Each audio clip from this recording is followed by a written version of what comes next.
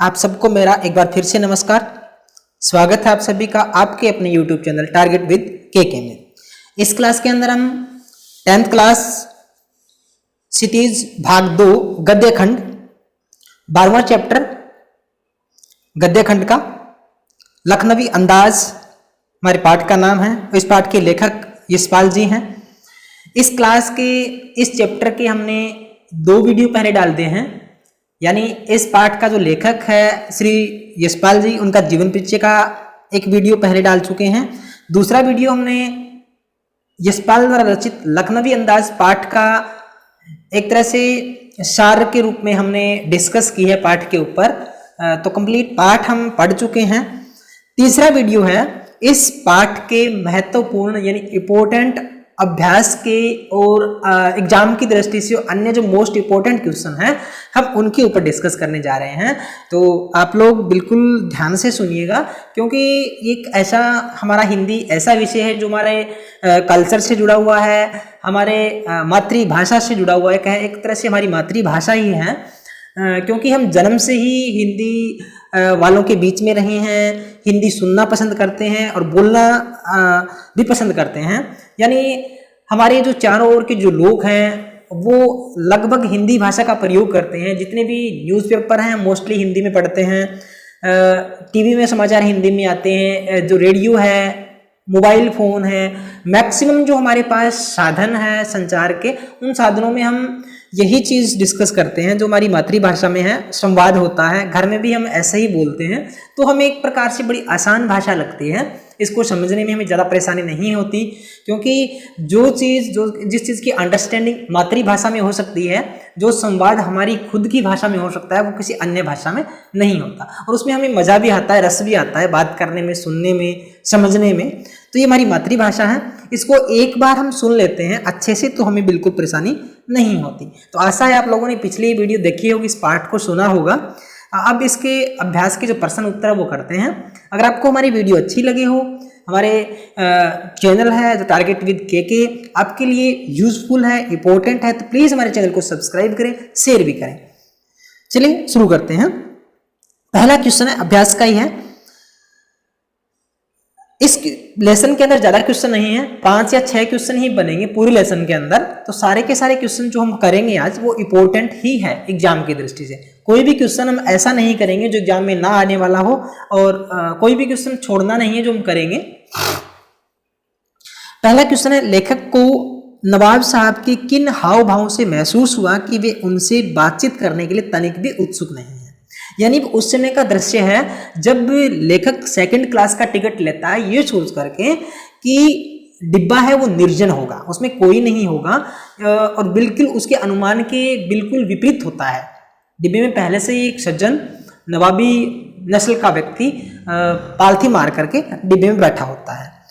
वो जब एंट्री करते हैं डिब्बे के अंदर, तो उसके सामने जो नवाबी नस्ल का व्यक्ति है, लखनवी जो अंदाज में है, वो व्यक्ति पालथी मारे बैठा हुआ है सीट के ऊपर। उसने अपने सामने मेज के ऊपर तौलिया रखा हुआ है, उसके ऊपर खीरों को अच्छे से काट करके सजा करके रखा हुआ है, और वो उनको देख करके हक्का बक्का हो जाता है एक प्रकार से, और कनखियों से उसकी ओर देखता है कि मुझे परेशान करने के लिए या मेरी एकांत शैली है उसमें विघ्न डालने आया है। इस तरह की उसकी भावनाएं हो जाती हैं। तो वो बिल्कुल भी उससे बातचीत करने के मड में नहीं है, और इसी असंतोष के भाव से उसको देख करके वो अपने खाली एकांत समय में कुछ खीरे खाने का जो शौक है उसको पूरा करने की इच्छा से उस डिब्बे में बैठा था। लेकिन एकदम से लेखक की एंट्री से उसके जो एकांतपन में उसके जो चेहरे के भाव से पता लगा कि वो उसने असंतोष फील किया एक प्रकार से। तो इसलिए उसने नवाब साहब ने कोई उत्सुकता प्रकट नहीं की और न ही उनकी तरफ देखा। इससे लेखक को स्वयं के प्रति नवाब साहब की उदासीनता का आभास हुआ। यानी वो उनके आने से भी खुश नहीं है, उनसे बातचीत करने के मूड में भी नहीं है, किसी प्रकार का संवाद वो नहीं करना चाहता, बल्कि उसकी तरफ देख भी नहीं रहा। तो ये सब बातें लेखक को एक प्रकार से हैरान परेशान करने वाली लगती है। इसका मैं आपको पहले भी बता चुका हूँ कि आपको जो क्वेश्चन आंसर करने हैं वो एज इट इज कॉपीराइट नहीं करना।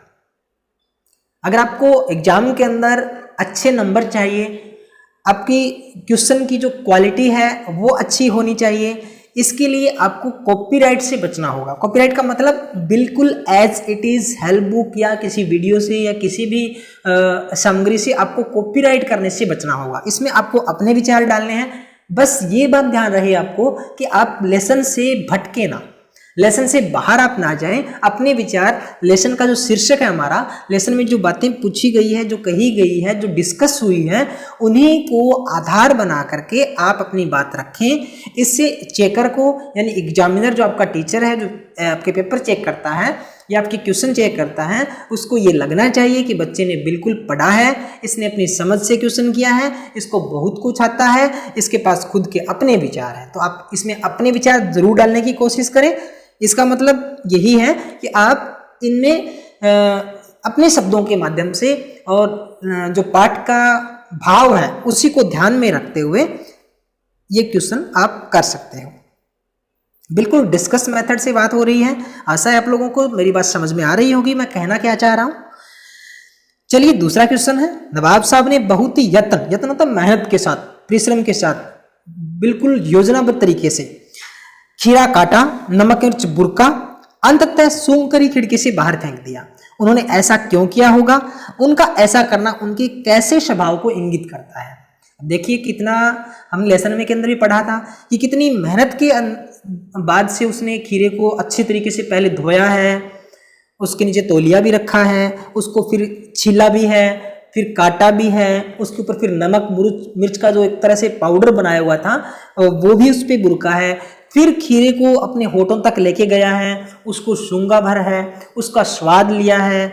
मतलब ये पूरी प्रक्रिया एक प्रकार से योजनाबद्ध तरीके से उसने काम किया और फिर खिड़की से बाहर फेंक देता है खीरे को बिना खाए हुए, और फिर एक तरह से डकार भी लेता है। सारे खीरे खाने के फेंकने के बाद वो अंत में डकार भी लेता है और ये एहसास करता है और कराता भी है दूसरों को कि उसने खीरे खाए हैं और उससे उसका पेट भी भर गया है।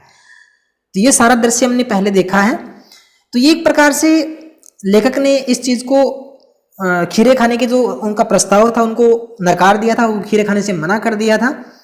और नवाब साहब ने इस कार्य से ऐसा प्रतीत होता है, यानी सो खीरे को काटा और उसके बाद बाहर फेंक दिया। इसके बीच की जो कहानी है उससे यही लगता है कि वे दिखावे की जिंदगी जीते हैं और अपनी रईसी सिद्ध करने के लिए वे कुछ भी कर सकते हैं। यानी वो अमीर व्यक्ति है, रईस है, नवाब है, एक लखनऊ का रहने वाला है, अपनी नवाबी को दिखाने के लिए, अपने रईसपन को दिखाने के लिए वो सब काम करता है या दिखावटी काम करता है।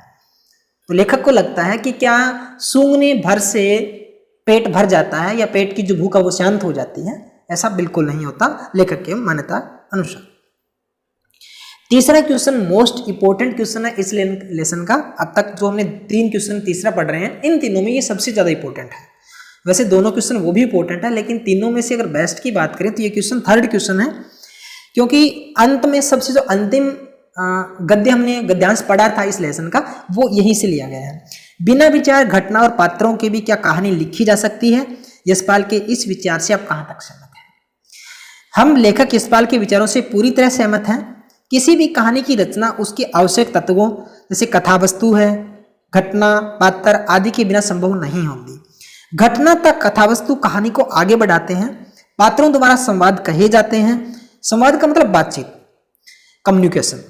कहानी में कोई न कोई विचार, बात या उद्देश्य भी अवश्य होना चाहिए। ये कहानी के आवश्यक तत्व है। यानी जी इसका उस बात से, नवाब के खीरे खाने की जो बात है उससे जोड़ा गया इस बात को। नवाब ने अपनी रईसी दिखाने के लिए खीरों को सूंघा और बिना खाए खिड़की से बाहर फेंक दिया। अंत में वो ये दिखाता है कि मेरा पेट भर गया, उसने डकार भी ली थी। फिर लेखक सोचता है कि क्या बिना खाए पेट की भूख शांत हो सकती है? इस तरीके से लेखक भी सोचता है कि क्या बिना विचार, बिना घटना के किसी कहानी की रचना हो सकती है? तो अंत में लेखक इसी निष्कर्ष पे पहुंचता है कि बिना विचार, घटना के किसी कहानी की रचना है वो सही रूप से नहीं की जा सकती। इसके लिए जो आवश्यक तत्व होते हैं उसकी जरूरत पड़ती है, तभी कहानी एक सार्थक रूप में जन्म लेती है। चौथा प्रश्न आपके दिमाग को खोजने के लिए, आपकी सृजन शक्ति का विकास के लिए दिया गया है। ये एग्जाम की दृष्टि से इंपॉर्टेंट नहीं है क्वेश्चन, इसको आप केवल मात्र पर समझने की कोशिश करें। और क्या कहता है क्वेश्चन, आप इस निबंध को क्या नाम देना चाहेंगे? यानी यशपाल को जो निबंध लखनवी अंदाज है इसको और क्या टाइटल दे सकते हो, शीर्षक दे सकते हो, क्या नाम दे सकते हो? आपके विचार से आपने कहानी पढ़ी है, अगर आपको लगता है इस नाम से इसको और ज़्यादा किया जा सकता है या इसका ये नाम भी हो सकता है, तो आप ये नाम भी इसको दे सकते हो। ये खोजने की बात है। आगे रचना और अभिव्यक्ति है। अभिव्यक्ति का मतलब, रचना का मतलब होता है कुछ बनाना, हमारे पास कुछ चीज़ें पहले से ही है, उसके आधार पे कुछ हम निर्माण कर सके। और अभिव्यक्ति का मतलब होता है खुद के विचार व्यक्त करना। तो नवाब द्वारा खीरे खाने की तैयारी करने का एक चित्र प्रस्तुत किया गया है। इस पूरी प्रक्रिया को अपने शब्दों में व्यक्त कीजिए। तो नवाब ने, हमने पहले ही इस क्वेश्चन में जिक्र किया इसका, तीसरे के अंदर, दूसरे के अंदर भी एक अच्छी कहानी इसकी बताई गई। सेम वही क्वेश्चन है ये, जो नवाब साहब ने खीरे काटने से लेकर के और अंत तक फेंकने तक का दृश्य है, उसका वर्णन करना एक प्रकार से, कैसे उन्होंने किया था, ये आप कर सकते हो। इसका अगला क्वेश्चन है, किन किन चीजों का रसास्वादन करने के लिए आप किस प्रकार की तैयारी करते हैं।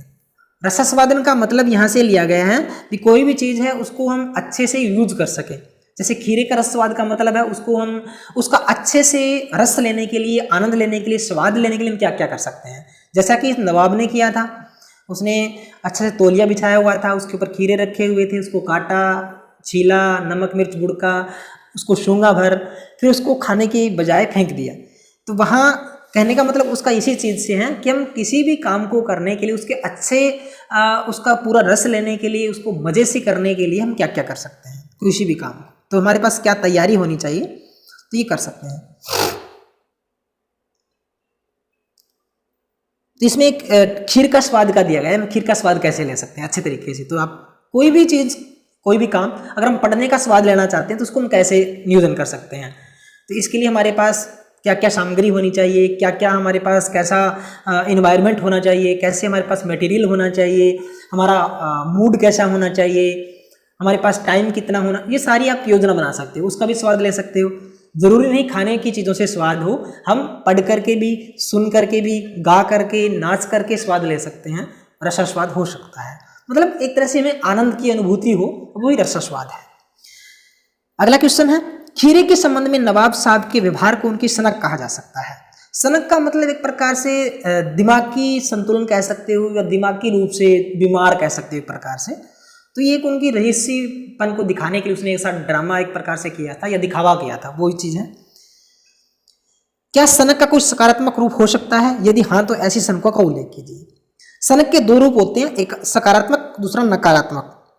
तो लेखक ने यहाँ पे जो सेकंड क्लास में जो सज्जन बैठे थे, लखनवी नवाब, उनकी एक छवि का हमारे सामने प्रस्तुत किया है।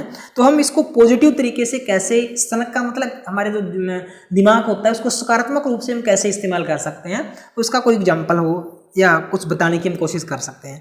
किसी कोई और पर्सन, किसी व्यक्ति का, कोई महापुरुष है जो उस देश सेवा में लगा हुआ हो, या वर्तमान समय में कोई आपके आस पड़ोस ऐसा कोई व्यक्ति हो जो निस्वार्थ भाव से आपकी परिवार की, गांव की, समाज की, देश की सेवा कर रहा हो, या हम देश के फौजियों को भी कह सकते हैं। देश के बहुत से नेता लोग हैं जो अपने स्वार्थ के लिए नहीं बल्कि देश सेवा के लिए काम करते हैं। बहुत से जो मतलब अपने देश के लिए सर्वोच्च करना चाहते हैं, तो वो व्यक्ति, इसका उल्लेख इसमें हो सकता है, उसको टाइटल दे सकते हैं। इससे अलावा एक प्रश्न है, परीक्षा उपयोगी प्रश्न है, लखनवी अंदाज पाठ के माध्यम से लेखक क्या कहना चाहता है। कहने का मतलब इसका मूल भाव हमें लिखना है पाठ का। तो ये हम डिस्कस काफ़ी बार भी कर चुके हैं। इस पाठ के माध्यम से लेखक बताना चाहता है कि बिना पात्रों, घटना या विचारों के स्वतंत्र रूप से रचना लिखी जा सकती है। इस रचना के माध्यम से लेखक ने दिखावा पसंद लोगों की जीवन शैली का वर्णन किया है। लेखक को रेलगाड़ी के डिब्बे में जनाब नवाब मिलता है। नवाब बड़े सलीके से, वो पूरी, कहने का मतलब आपको इस कहानी के बारे में पूरी तरीके से लिखना है, बस वही इस कहानी का शीर्षक बन जाता है। उसी कहानी के माध्यम से हमने एक नवाब के दिखावे का जो ढोंग है वो हमारे सामने रखा है। एक कल्पना कह सकते हो, लेखक सेकंड क्लास के डिब्बे में यात्रा क्यों कर रहा था। जैसा कि उसने खुद ही बताया है कि वो एकांत में ये सोच करके सेकंड क्लास की टिकट लेता है कि डिब्बा निर्जन होगा, उसमें कोई व्यक्ति नहीं होगा, और मैं एकांत में बैठ करके बाहर के प्रकृति के दृश्य का आनंद लेते हुए किसी नई कहानी का सर्जन कर सकता हूँ। तो उसके में कोई बाधा उत्पन्न उसके ना हो, ये सब दृश्य वो देखता है। अगला क्वेश्चन मोस्ट इंपॉर्टेंट और लास्ट वन क्वेश्चन आपके लिए, बिल्कुल इसके चार पांच जो क्वेश्चन है वो इंपॉर्टेंट है आपके, बाकी 3 अभ्यास के शुरू के क्वेश्चन है। उसके बाद में परीक्षा उपयोगी 2 क्वेश्चन, लेखक क्या बताना चाहता है, इसका संदेश क्या है, और लेखक सेकंड क्लास में यात्रा क्यों कर रहा है। इसके बाद अगला अगला क्वेश्चन है लखनवी अंदाज पाठ में निहित व्यंग्य स्पष्ट करें। तो व्यंग्य का मतलब इसमें लेखक ने जो नवाबी प्रकृति का व्यक्ति है और एक कहानी के माध्यम से, निबंध के माध्यम से हमें किस प्रकार का वर्णन किया है, क्या व्यंग्यात्मक शैली है, कॉमेंट की शैली है। लखनवी अंदाज पाठ में निहित व्यंग्य शालीन प्रकृति का है। शालीन का मतलब सभ्यता वर्ग का, मतलब ठंडा कह सकते हो, जिसमें कोई उग्रता नहीं है, कोई दबेस्ता नहीं है। शालीन, बिल्कुल शालीन का मतलब एक प्रकार से ठंडा स्वभाव कह सकते हो, जैसे भगवान श्री राम का था। ये ऐसा नहीं है कि जिसे देख सुनकर ठहाका लगाकर हंसा जा सके, यानी इस तरह का व्यंग्य नहीं है कि जोर जोर से हमें हंसी आए। उसके मन में कहीं ना कहीं अपने नवाब होने की हीन भावना छिपी हुई थी, और वे दूसरों के सामने साधारण से खीरे को खाने की इच्छा करके भी खा नहीं रहे थे, यानी दिखावा ज्यादा कर रहे थे कहने का मतलब। इसीलिए उन्होंने खीरे को अत्यंत बहुमूल्य वस्तु की तरह छीला, काटा, उसे नाक तक ले जाकर सूंघा, जिससे उसके मुंह में पानी आया। उसने इस पानी को अपने भीतर गटका मतलब पी गया, और खीरे की फांक को खिड़की से बाहर फेंक दिया। इसी तरीके से पूरे खीरे को बाहर फेंकने के बाद उन्होंने गर्व से लेखक की ओर देखा और अपने झूठे अहम को संतुष्ट किया, जैसे उसका पेट भर गया हो, ये उसका अहम था, अहंकार कह सकते हो।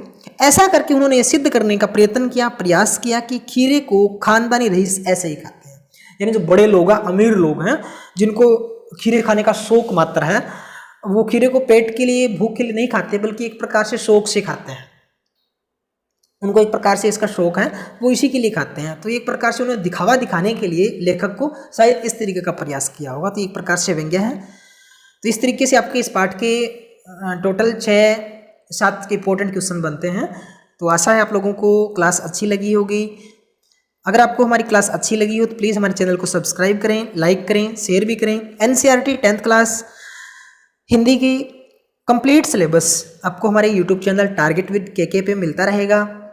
हमारी कोशिश यही है कि आपको हम 1 by 1 बिल्कुल छोटे से छोटे वीडियो, यानी 10-15 मिनट के वीडियो हम आपको प्रोवाइड करवाने की कोशिश कर रहे हैं, ताकि आपका जो टाइम कंज्यूम है वो ज़्यादा ना हो, आपको किसी प्रकार की परेशानी ना हो। क्योंकि ऑनलाइन जब पढ़ते समय आपके पास इतनी सुविधाएं नहीं होती, तो बहुत ज़्यादा लंबे समय तक आप वीडियो देख करके या ऑनलाइन स्टडी के माध्यम से नहीं पढ़ सकते, क्योंकि आपको एक विषय नहीं पढ़ना होता, बहुत सारे विषय पढ़ने होते हैं। तो इसीलिए हम कोशिश कर रहे हैं कि आपके सामने कम से कम या छोटी छोटी हम वीडियो बना सकें और आपके लिए पूरी यूजफुल हो। एक लेसन को हम 2 या 3 पार्ट के अंदर डिवाइड करके आपके सामने रख रहे हैं, बिल्कुल अलग अलग मेथड से। मैं हर वीडियो में आपको बताने की कोशिश भी कर रहा हूँ कि किस तरीके से आपका एग्जाम आएगा और आपको किस तरीके से वो हेल्पफुल हो सकते हैं। इस प्लेलिस्ट के अंदर 10th क्लास हिंदी की कंप्लीट वीडियो आपको मिल जाएगी। और उसके अंदर पहली वीडियो हमने सिलेबस की डाली थी, हिंदी का सिलेबस कैसा है और किस किस तरीके से आपके एग्जाम में क्वेश्चन आते हैं, पेपर में क्या क्या पैटर्न रहता है आपके, वो सारी वीडियो हम डाल चुके हैं। प्लीज़ हमारे चैनल को सब्सक्राइब करें। पूरी की पूरी वीडियो आपको हर क्लास इसकी लाइव आपको मिलती रहेगी। Thank you. मिलते हैं नेक्स्ट क्लास में नेक्स्ट वीडियो के साथ। तब तक के लिए थैंक यू, नमस्कार।